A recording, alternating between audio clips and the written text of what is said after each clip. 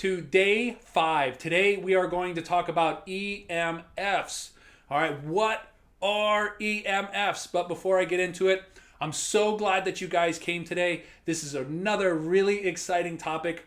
We're going to keep this video short as well. I'm hoping around 7 minutes, but there is so much information. And what I have for you today, we are just scratching the surface.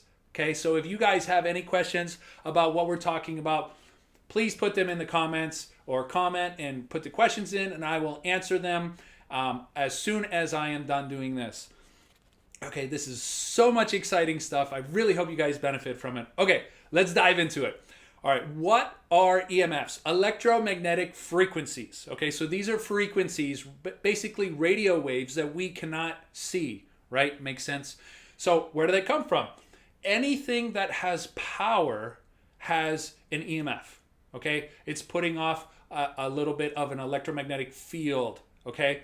Now, this can come from the power in your house, your phone, Bluetooth, Wi-Fi, 4G, 5G, your AirPods, your regular headphones, unless they're air tubes, okay?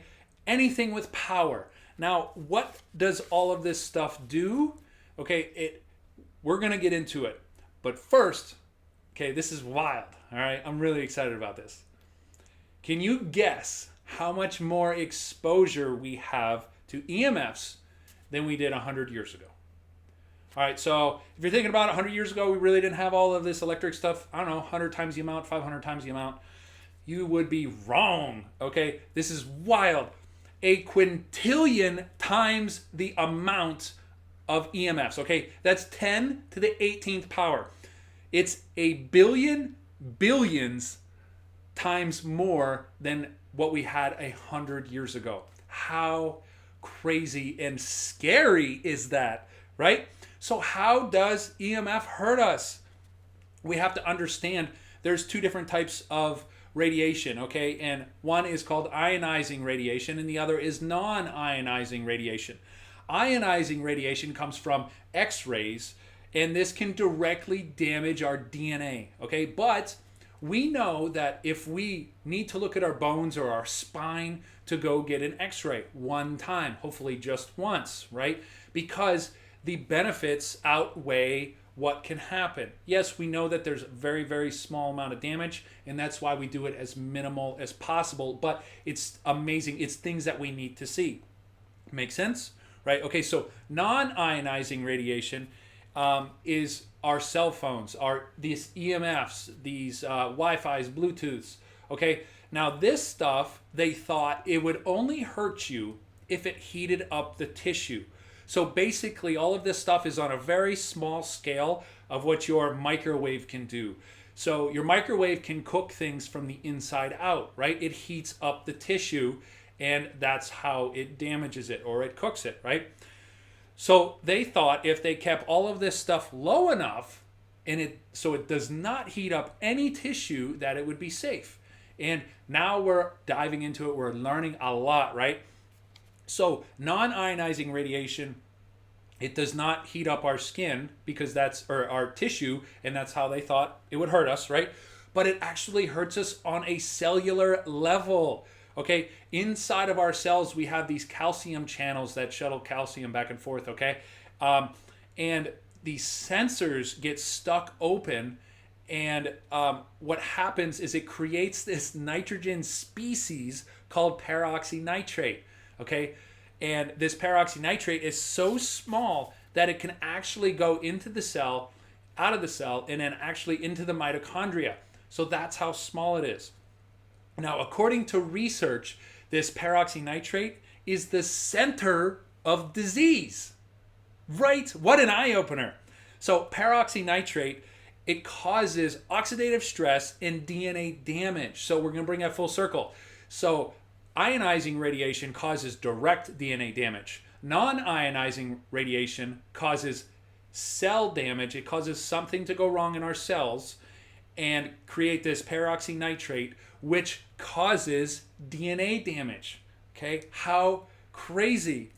Now, we currently don't know what else it can do to the body, harm the body, or help the body.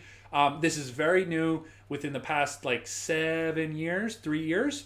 So they're really trying to dive deep and find out exactly what it all does. Now, there's one international organization out there, and I can't remember the name of it. If you guys are curious, let me know. I'll look into it and I'll put it on here. But they're making a standard for health and safety with all of this EMFs and stuff like that. Okay, all of the new stuff that we're exposed to because we're learning so much. This is also crazy. Okay, they're saying that there should be no more than a 30-minute exposure to Wi-Fi per day. How many of you, your Wi-Fi is on all day, every day, and it's been on all day, every day for years, right? Okay, this could be causing a lot of symptoms why you're not getting good sleep or why you're stressed. Okay, this is crazy. This stuff can arouse the sympathetic nervous system, which we talked about the past few days, and that stops our cortisol curve from coming back down so we can sleep, stops the production of melatonin, and creates just an unhealthy environment to sleep in. Now, how do we protect ourselves, right? We want to reduce exposure as much as possible. So some things that we can do.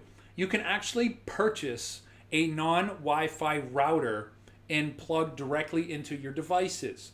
Okay, you'll have to run an Ethernet cable, Cat 6, Cat 5 cable to it and plug it directly into your devices. Now, if you're not using any devices, then what you can do is you power them down.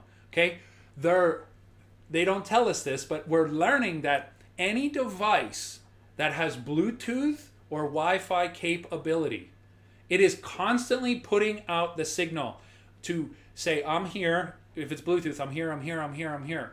Okay? If it's Wi-Fi, it's looking for Wi-Fi. Here's my name. Here's looking for Wi-Fi. Okay? This is what everything that's connectable does. So if you're not using it, you need to power it off or unplug it. Excuse me. Now, okay, so like my router, with my internet that I have, I could not find a non-Wi-Fi router. So what I have is I have a timer in my outlet that my Wi-Fi only runs from 7 in the morning until 9 o'clock at night. Now, if I'm not using it, if I'm not using my computer, I walk over and I just click the switch, turn it off, because I don't want to be bombarded with that. So the stronger internet you have, the more Wi-Fi, the more stuff it's putting out there, the more ionized or non-ionizing radiation it's putting out there, so the more you're exposed to. So even though stronger internet is awesome for speeds, it's really bad for your health. Okay?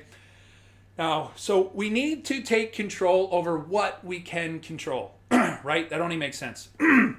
Especially where you sleep, because sleep is so important, okay? Anything that can be connected, like I said, is a big problem. So anything that can be connected needs to be either unplugged or removed from the room, especially when we sleep. Now, our phones, we should actually be putting them on airplane mode. And if we use our alarm, then great, it's on airplane mode. But if you're waiting for calls, like if you have kids and you don't want to turn off your phone, put it in the other room, turn your ringer on as loud as you can. That way you can still hear it. Or hopefully you still have a landline. Not many people still have a landline, but if you did, that would be awesome for your emergency line. That way you can kill your phone in a hard line, something wired right in, will not be putting off these frequencies. Now, some people they're even going as far as turning off the breaker or the electric in your room. Now, you can turn it off at the breaker, or you can have what's called an EMF kill switch installed by an electrician. Now, this kills the power to your room.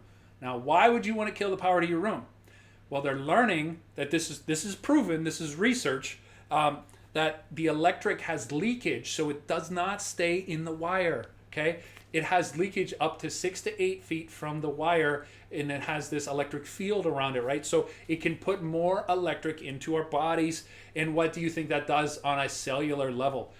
And so a lot of people are turning it right off, but the breaker's not meant to turn on and off every day. for a long period of time, and you don't want to wear that out. So I would recommend an EMF kill switch.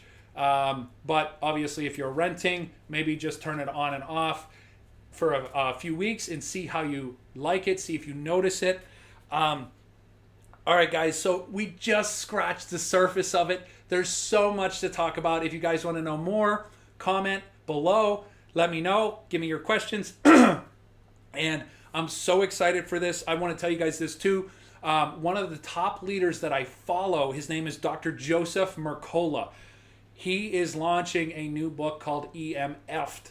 Okay, EMF star D. EMF'd. And it's not out yet. I seen it's on pre-order. It's $1.99 for Kindle, and it's a little bit more for paperback. But I can't wait to get it because it's 50, I think it's like 56 hacks on how to stay on top of EMF so it doesn't hurt you. But I wanted to throw that out there because I just seen it last night and I'm really excited about it. I want to tell you guys about it. All right, guys, if you know one person that could benefit from hearing this, please share it with them. All right, and you guys have any questions, I'm super happy to answer them. I cannot wait for day 6. And you guys become the best you.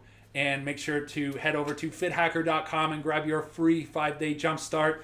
All right, guys, become the best you. We will see you on day 6. I'm looking forward to it. See you guys tomorrow.